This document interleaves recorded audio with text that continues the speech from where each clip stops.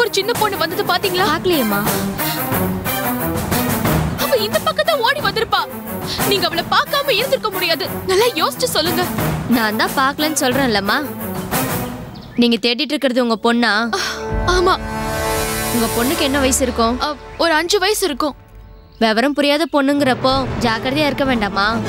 இப்படி பொறுப்பு இல்லாம விட்டுட்டியம்மா. கொஞ்சம் நல்லா தேடி பாருமா.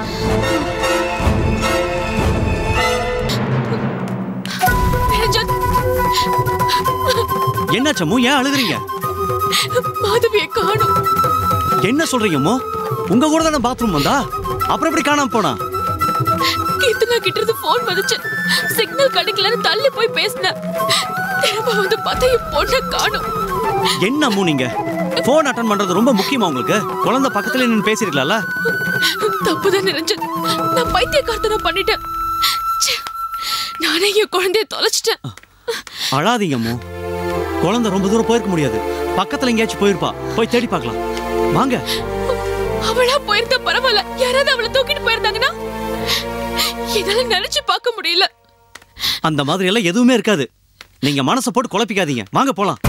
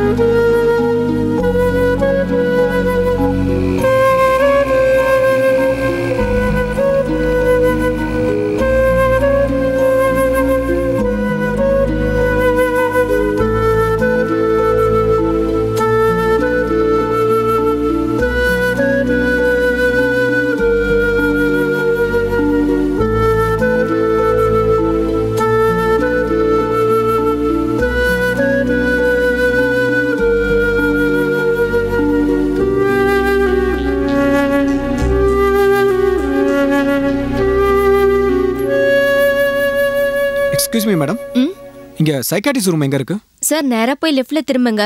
அங்க ரூம் நம்பர் 25 னு போட்டுருக்கோம். அங்க போய் பாருங்க. Thank you. ரிஷி, ஹாஸ்பிடலுக்கு நீங்க எந்த வழியில வந்தீங்க? வல்சரவாக்கம் வழியா தான் வந்தேன். ஏன் கேக்குறீங்க? மாதவிய வழியில எங்கேயாச்சும் மாதவியை பாத்தீங்களா? மாதவியை பத்தி என்கிட்ட கேக்குறீங்க? பாத்ரூம் போயிட்டு வரும்போது பொண்ணு மிஸ் ஆயிடுச்சு. என்ன சார் சொல்றீங்க? 5 நிமிஷம் தான் ஆயிருக்கும். எல்லா பக்கத்துலயும் தேடி பார்த்துட்டோம். மாதவி எங்க போயிருக்கான்னு தெரியல. என்ன சார் பொறுப்பே இல்லாம பேசுறீங்க? என் பொண்ணுக்கு பாதுகாப்பு நீங்க இருந்தீங்க. அவளை இப்படி கோட்டை விட்டுட்டீங்க. கோட்டை விட்டது நான் இல்ல ரிஷி, அம்முதான். ஏய், எங்கடி என் பொண்ணு? இத்தனை பேர் இருந்து அவ எப்படி காணாம போனா? நிஜமாவே நீ அவளை தொலைச்சிட்டியா இல்ல எங்கேயாவது ஒளிச்சு வச்சு நாடகம் ஆடுறியா? என்ன ரிஷி இது? மாதவியை காணோன்னு இவங்களே நொந்து போயிருக்காங்க. நீங்க ஆறுதல் சொல்லனாலும் இப்படி மனசு நோகடிக்கிற மாதிரி பேசாதீங்க. மாதவிக்கு உடம்பு முடியாம போனப்போ இவ இப்படிதான் சார் என்ன நோகடிச்சா. என் பொண்ணுக்கு விஷம் வச்சுட்டேன், அவளை கொல்ல பாக்குறேன்னு வார்த்தையால சாகடிச்சா சார். ஒரு குழந்தைய பாத்துக்க துப்பு இல்ல, நான் அவளை அப்படி பாத்துக்குவேன் இப்படி பாத்துக்குவேன்னு காது வரைக்கும் வாய் கிழிய பேசினா. அன்னைக்கு அந்த பேச்சு பேசினாலே என் பொண்ணை பொறுப்பா பாத்துக்கணும்ல, ஏன் பாத்துக்கல? நான் அலட்சியமா இருக்கேன், பொறுப்பு இல்லாம சுத்துறேன்னு சொல்றதுக்கு இவளுக்கு என்ன யோகியதை இருக்கு? அம்மு கவனமா தான் இருந்தாங்க ரிஷி. மாதவியை பாத்ரூம் கூட்டிட்டு போகும்போது கீர்த்தனா கிட்ட இருந்து போன் வந்திருக்கு. பேசிட்டு வர்றதுக்குள்ள இப்படி ஆயி போச்சு. உனக்கு கொஞ்சமாவது அறிவு இருக்காடி? பொண்ணை பாத்துக்கிறத விட உனக்கு போன் பேசுறது ரொம்ப முக்கியமா? மத்த எந்த நேரமா இருந்தா கூட பரவாயில்ல, மாதவியை ஒரு கொலைகாரன் துரத்துக்கிட்டு இருக்கான். ஏற்கனவே ஒரு தடவை அவளை கொலை பண்றதுக்கு ட்ரை பண்ணிருக்கான். அவளை சுத்தி இவ்வளவு ரிஸ்க் இருக்குன்னு தெரிஞ்சும் இவ்வளவு அலட்சியமா இருந்திருக்கியே, மனுஷியடி நீ எல்லாம். போதும் நிறுத்து ரிஷி. நான் என்னமோ வேணும்னு தொலைச்ச மாதிரி பேசுறேன். கீர்த்தனா மாதவி பத்தி என்கிட்ட விசாரிச்சுட்டு இருந்தாங்க. பதில் சொல்லிட்டு வரதுக்குள்ள இப்படி நடக்கும்னு நான் நினைச்சு கூட பார்க்கல. நினைச்சு பார்த்திருக்கணும்டி. எப்ப வேணாலும் என்ன வேணாலும் நடக்கும்னு அலர்ட்டா இருந்திருக்கணும். மாதவி என் பொறுப்புல இருந்திருந்தா நான் அப்படிதான் இருந்திருப்பேன். ஒரு நிமிஷம் ஒரு செகண்ட் கூட என் கண்ணை விட்டு போகாம அவளை பத்திரமா பார்த்துக்கிட்டு இருந்திருப்பேன். ஆனா நீ அதுக்கு சம்மதிக்கவே இல்லையே. உன் பிடிவாதம், அகங்காரம், ஆணவம் எல்லாம் சேர்ந்துதான் என் பொண்ணை இந்த நிலைமைக்கு கொண்டு வந்திருக்கடி. அவ மட்டும் எனக்கு திரும்ப கிடைக்கல, உன்னை உயிரோட வச்சு கொளுத்திடுவேண்டி. ரிஷி ப்ளீஸ், சண்டை போடுறதுக்கான நேரம் இது இல்ல.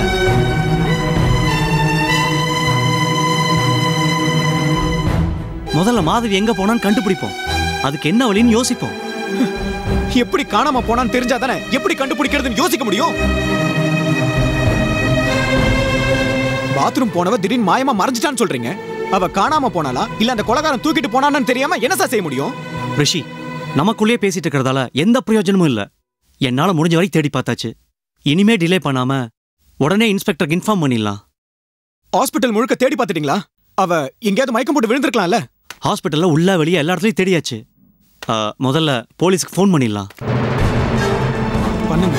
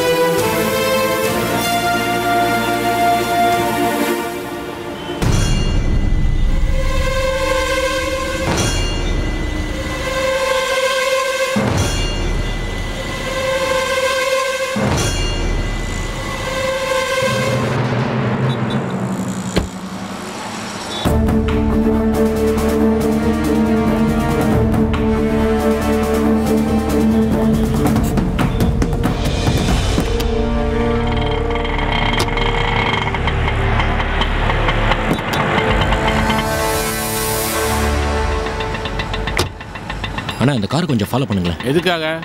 அண்ணா அந்த கார்ல போறதுக்கு என் தங்கச்சிண்ணா வீட்டை விட்டு கொச்சிட்டு ஓடி வந்துட்டா. சரி, அவ எங்க இருக்கான்னு தெரிஞ்சுக்கதான் அவளை ஃபாலோ பண்ண சொல்றேன். கொஞ்சம் சீக்கிரம் போங்க.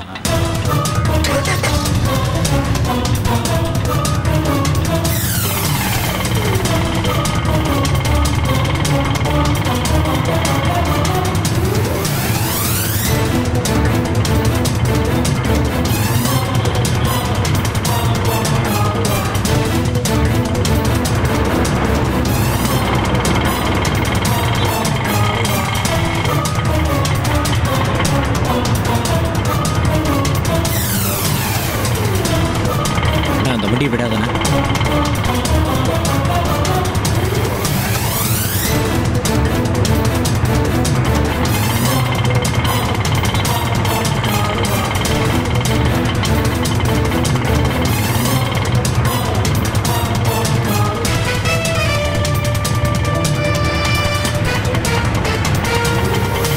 வீடு போனாலும் பரவாயில்ல, போனா விடாதானே?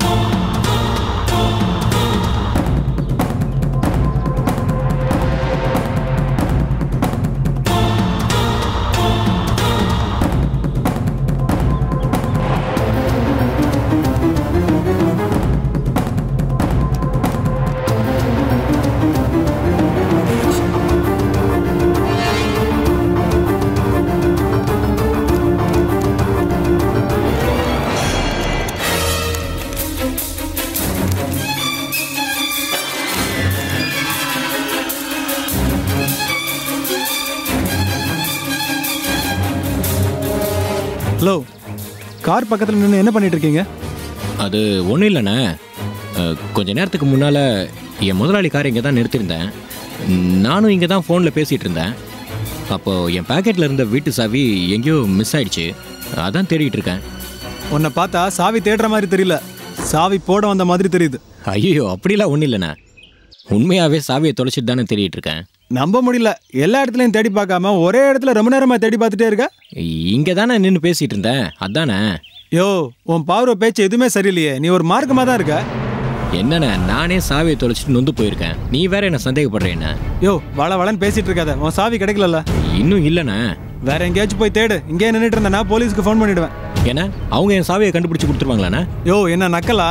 உன் சாவியை கண்டுபிடிக்கிறாங்களா இல்லை ஒன்றை பிடிச்சி போகிறாங்களா நான் பார்க்குறேன். ஏன்னா டென்ஷன் ஆகுற? நான் இங்கேருந்து போகணும், அவ்வளோதானே, போயிடுறேன்.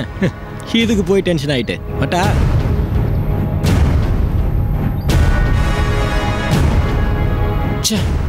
செக்யூரிட்டி வந்து காரியத்துக்கு எடுத்துட்டானே. சார் கிளம்பலாமா? அட இருங்கண்ணே, நீங்கள் வேற என்ன டென்ஷன் பண்ணிட்டு. என் தங்கச்சி வீட்டுக்கு போகிற வரைக்கும் ஃபாலோ பண்ணணும், அது வரைக்கும் கொஞ்சம் பேசாமல் இருக்கண்ணே. நீ கேட்கறத விட நான் அதிகமாகவே தரேண்ணா. சரிண்ணே.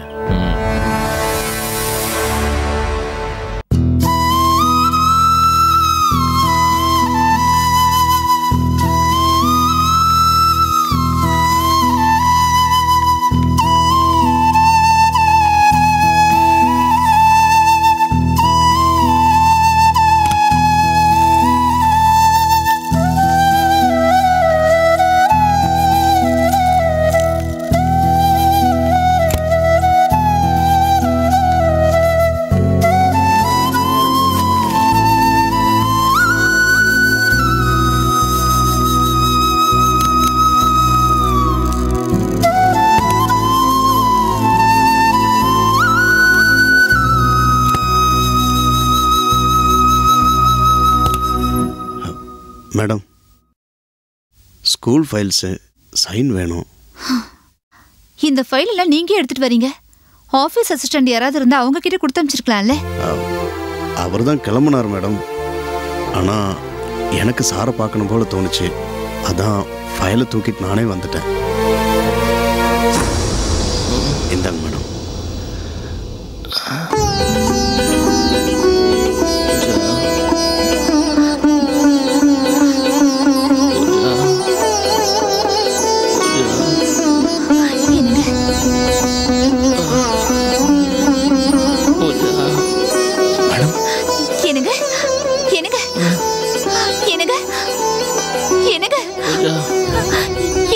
ஒண்ணும் இல்லைங்க, நீங்க பொழைச்சிட்டீங்க, நீங்க திரும்ப எனக்கு கிடைச்சிட்டீங்க.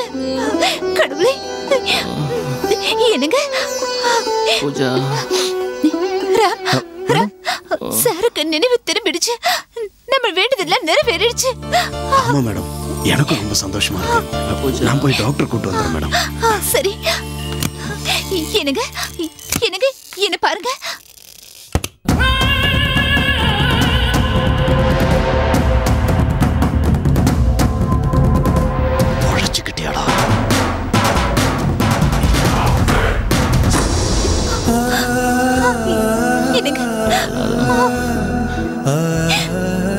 எனக்கு ஒண்ணு இல்லைன்னு சொல்லிட்டு நீ ஏன் அழுதுட்டு இருக்க? அவ்வளவு சந்தோஷங்க.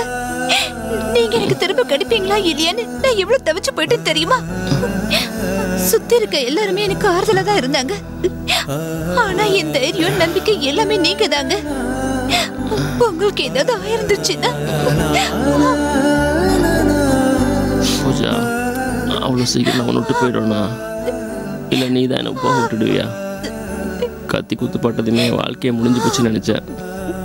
ஆனால் உன் அன்பாலையும் பிரார்த்தனையாலையும் யமனோட போராடி நீ தான் என்னை மீட்டு கொண்டு வந்திருக்கம்மா.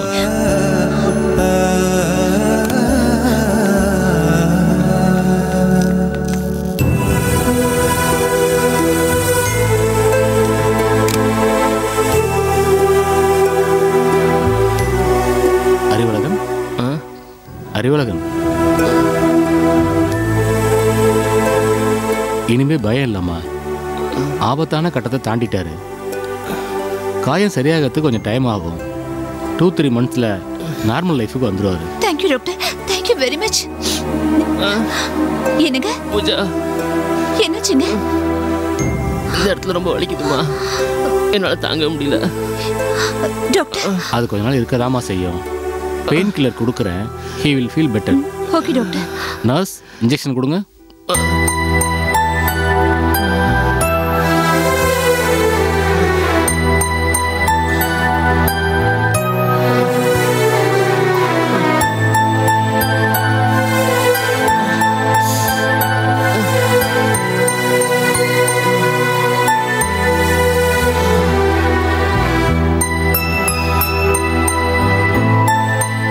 இன்ஜெக்ஷன் போட்டுக்கிறதால உடனே தூங்க ஆரம்பிச்சிருவாரு. பயந்துடாதீங்க, ரொம்ப ஸ்ட்ரெயின் பண்ண வைக்காதீங்க. புரியுதுங்களா? Okay doctor. நல்லா ரெஸ்ட் எடுக்கட்டும். சரிங்க டாக்டர், நான் பாத்துக்கிறேன்.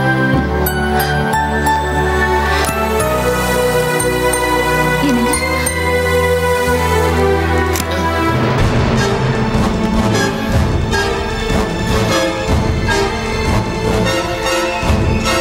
சார், என்னதான் மேடத்துக்கு தைரியம் சொன்னாலும் உள்ளுக்குள்ள எனக்கு பயமா தான் இருந்துச்சு. இப்போ உங்களுக்கு நினைவு திரும்பினதுக்கு அப்புறம் தான் எனக்கு நிம்மதியா இருக்கு. நானே ஏதோ செத்து பழிச்சு வந்த மாதிரி அவ்வளவு சந்தோஷமா இருக்கேன் சார். ராம்தானா? ஆமாங்க, ஃபைல்ல சைன் வாங்கிட்டு அப்படியே உங்களை பார்த்துட்டு போலன்னு வந்திருக்காரு. நேரம் கிடைக்கிறப்பெல்லாம் ராம் இங்க வந்து உதவியாவும் இருக்காரு. தேங்க்ஸ் ராம். என்ன சார் பெரிய வார்த்தையெல்லாம் பேசுறீங்க? நீங்க எங்களுக்கு செஞ்சதுக்கு முன்னால இதெல்லாம் ஒண்ணுமே இல்லை சார். என்னங்க, டாக்டர் உங்களை அதிகம் பேச வேண்டாம்னு சொல்லியிருக்காரு. ஸ்ட்ரெயின் பண்ணிக்காதீங்க, ரெஸ்ட் எடுங்க. சாரி மேடம், சார்கிட்ட ஒரே ஒரு கேள்வி கேட்டுக்கிறேன். சார், உங்களை கொல்ல வந்தவனை பத்தி ஏதாவது தெரியுமா சார்? அவன் உங்ககிட்ட பேசினானா சார்? குரலை வச்சு அவன் யார் என்னன்னு கண்டுபிடிக்க முடிஞ்சதா சார்? எதுக்காவது இப்படி பண்ணான்னு சொன்னானா சார்? லைப்ரரிக்கு போயிட்டு இருந்தேன். அப்புறம் அட்மிஷன் விஷயமா ஃபோன் வந்துச்சு. அதை அட்டன் பண்ணி பேசிக்கிட்டே போனேன். அந்த நேரத்தில் தான் அவன் அட்டாக் பண்ணிட்டான். அந்த வாசனை, அவனோட குரல் எல்லாமே எனக்கு புதுசாக இருந்துச்சு. சார், முன்ன பின்ன தெரியாத ஒருத்தன் உங்களை எதுக்கு சார் அட்டாக் பண்ணும்? உங்களை கொல்றதுல அவனுக்கு என்ன சார் லாபம்? அது சார் சார் ராம், கேள்வி கேட்டு இவரை டிஸ்டர்ப் பண்ணாதீங்க, தூங்கட்டும். தூங்கட்டும் மேடம், தூங்கட்டும். மேடம், கொலைகாரனை பத்தி போலீஸ் ஏதாவது கண்டுபிடிச்சாங்களா? இன்னும் இல்ல, விசாரணை பண்ணிட்டு தான் இருக்காங்க. ஆனா யூஸ்ஃபுல்லான தகவல் எதுவும் இது வரைக்கும் கிடைக்கல. என்ன மேடம் இது? இன்சிடென்ட் நடந்து இவ்வளவு நாள் ஆச்சு, இன்னும் ஒரு தகவல் கிடைக்கலன்னா எப்படி மேடம்? போலீஸ் இந்த விஷயத்துல ரொம்ப அலட்சியமா இருக்காங்களோன்னு தான் தோணுது. இல்லடா, அவங்க சின்சியரா தான் இருக்காங்க. எவிடன்ஸ் ஏதாவது கிடைச்சாதானே அதை வச்சு அவங்க ப்ரொசீட் பண்ண முடியும். நமக்கு கிடைச்ச ஒரே சாட்சி மாதவிதான். இப்ப அவளும் வாய் பேச முடியாம இருக்கா. அவளுக்கு பேச்சு வந்தாதான் கொலைகார யாருன்னு தெரியும். ஆமால மேடம், மாதவிக்கு ட்ரீட்மெண்ட் கொடுத்துட்டு இருக்காங்களா? அவளுக்கு எப்ப பேச்சு வருமா தெரியலடா. அவளோட சாட்சியை மட்டும் நம்பிட்டு இருக்க முடியாது மேடம். ஒருவேளை அவளும் கொலைகாரனை பத்தி சரியா சொல்லலைன்னா என்ன பண்றது மேடம்? போலீஸ் வேற ஆங்கிள்லயும் இது விசாரிக்கணும். அவங்க ஏன் அவ பேசுறதுக்கு வெயிட் பண்றாங்கன்னு புரியல. ராம், ஒரு கேஸை எப்படி என்கொயரி பண்ணணும்னு போலீஸ்க்கு தெரியாதா? இப்படி பண்ணுங்கன்னு நாம போய் சொல்லி கொடுத்துட்டு இருக்க முடியுமா? இல்ல, அது இல்ல மேடம். அவனால சாருக்கு திரும்பவும் ஆபத்து வரலாம். அவனை சீக்கிரமா கண்டுபிடிச்சாதான் நாம நிம்மதியா இருக்க முடியும். அந்த கவலையில தான் நான் உங்ககிட்ட பேசுறேன் மேடம். ஓகே ராம், நான் போய் டாக்டர் பார்த்துட்டு வந்துடுறேன். அது வரைக்கும் நீங்க சார் கொஞ்சம் பார்த்துக்கோங்க. சரி மேடம்.